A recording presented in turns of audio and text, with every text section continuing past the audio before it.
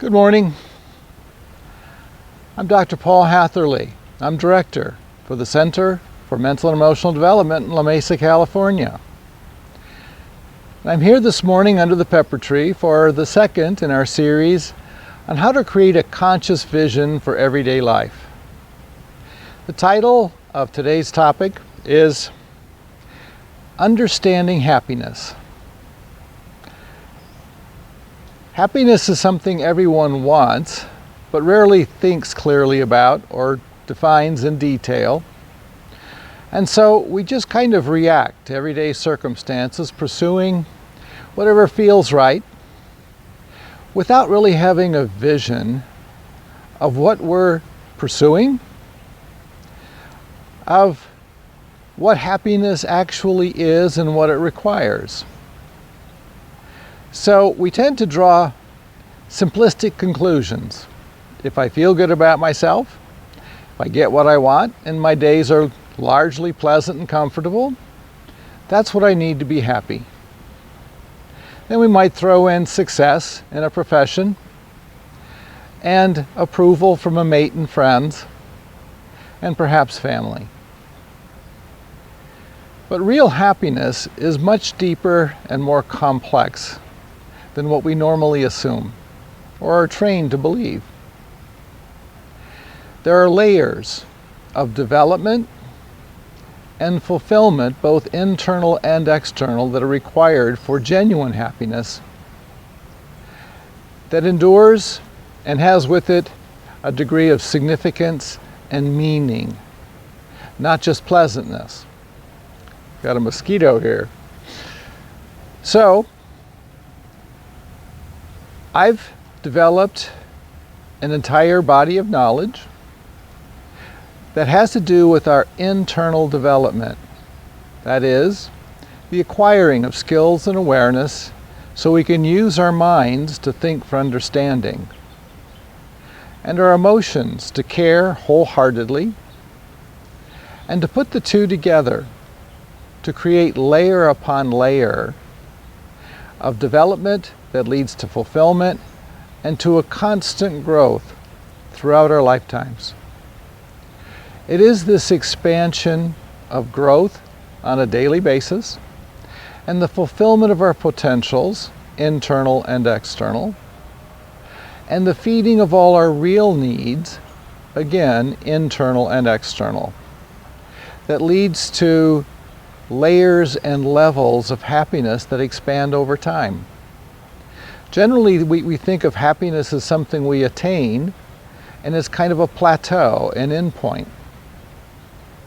And what we discover is that with every improvement in our internal and external lives, we do experience an improvement in our level of happiness. But if we don't continue growing and expanding throughout our lifetimes, then we become bored and discontent and incomplete. So what we need is a body of knowledge that shows us what our potentials are. You know, there are 5 major human potentials that separate us from other animals. Number 1 is the potential to understand ourselves, to see our own perspectives, our motivations, purposes, needs, wants, choices, and behaviors, so we can begin to determine if we're congruent or conflicted, if we're fulfilled or frustrated. So understanding is something that humans can do that other animals can't. Other animals live by instinct and reacting to circumstances. They can't understand what's needed. They can't anticipate the future or remember much from the past. Unfortunately, we often as humans live as if we don't have the power to understand because we don't develop it. If we fail to fulfill this very critical internal human potential, then our happiness is very much limited to feeling good or feeling bad, and never having much significance or meaning Because over time, it doesn't matter whether or not we felt good or felt bad. Over time, it matters to what degree we understand ourselves, life, and other people, and we develop the competence to fulfill ourselves and nurture nature and other people. So, step one in understanding happiness is to see that we have potentials, and understanding itself is the first and most basic. Human potential necessary to be happy. The second potential is the potential to care. Animals care instinctually about survival and protecting their young. But they don't have purposes. They don't have the potential to care about purposes, or to care about another animal as a mate over time, or to care about what's true or how to develop wisdom. So animals are limited in their caring, but if you look around, observe yourself and other people, how many do you know who care enough about fulfilling their potentials even, to master the ability to pursue truth and develop wisdom, to learn about themselves and life as they go along, and to use their minds in combination with their hearts as an integrated whole to understand the experience of being alive and to fulfill these very human potentials to understand and to care. After caring, we need to master skills and awareness, internal and external. One of the things that makes human beings happy is to build skills and awareness over time so they are more competent internally and externally. This needs to be part of a conscious vision where we know what we're doing, as opposed to an instinctual reaction to what feels good or feels bad. Many things we need to master in life: the ability to see and articulate reality, to understand our needs as well as our unique human potentials, and feed our needs and fulfill our potentials. At every level up this ladder, we become more content and more fulfilled. Of course, if we don't climb this ladder, if we try to find some plateau where we can be permanently happy, we will discover that plateaus, whether in our relationship life, whether it's in our personal everyday existence, or in our work and professional lives, plateaus are boring and repetitive and predictable, and over time have no satisfaction or meaning attached to them. Satisfaction and meaning comes from building our consciousness, our courage, our caring, and our character. If we aren't constantly building from birth to death, then we become old and start contracting. We can be old at a very young age.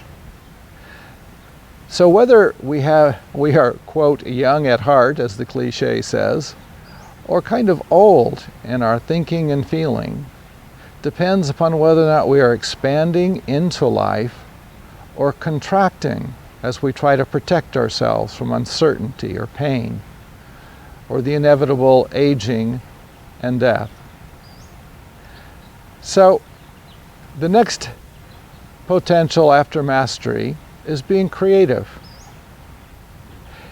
This means that we learn how to be authentic and original in our everyday lives, and to apply the understanding and caring and mastery that we develop to contributing some degree of beauty, truth, nurturing,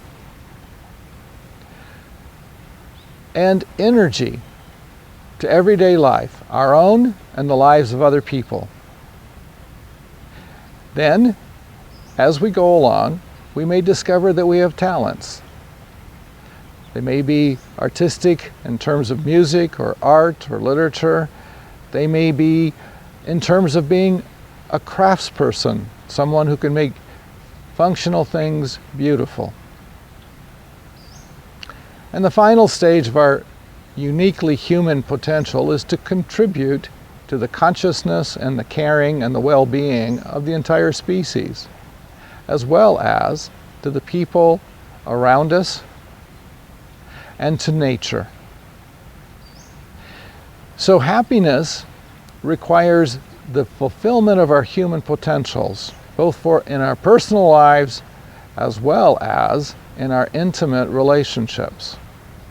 If, in fact, we want our relationships to be intimate, we must be able to fulfill these internal potentials so we have something to offer, something to share, and something to build on.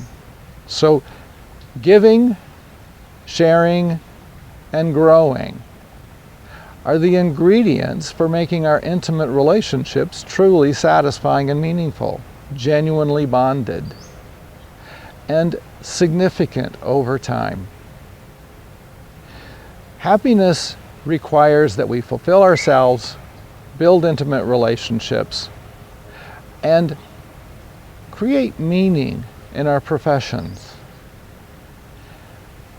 And this is done layer by layer and requires information, skill, and awareness that we develop and add to our consciousness over time.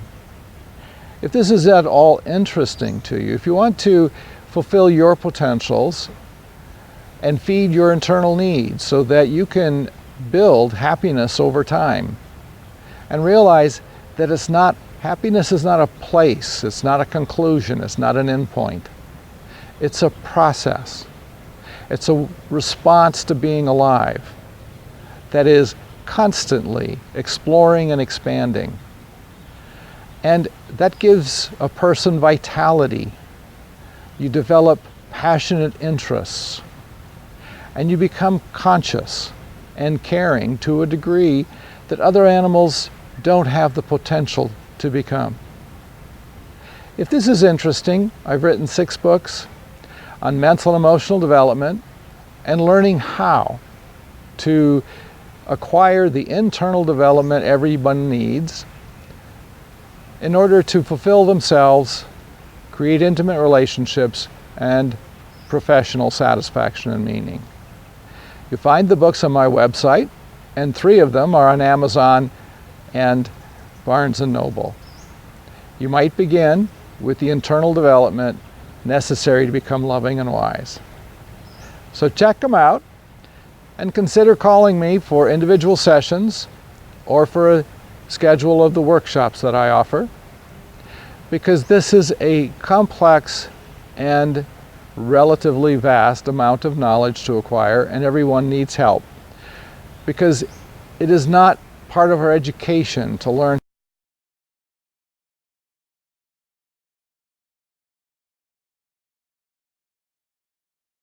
how to observe, ask questions, use our reason, and experiment with things that we have always considered to be subjective, not objective, and that we assume should just work without us having to do any special education or get training for.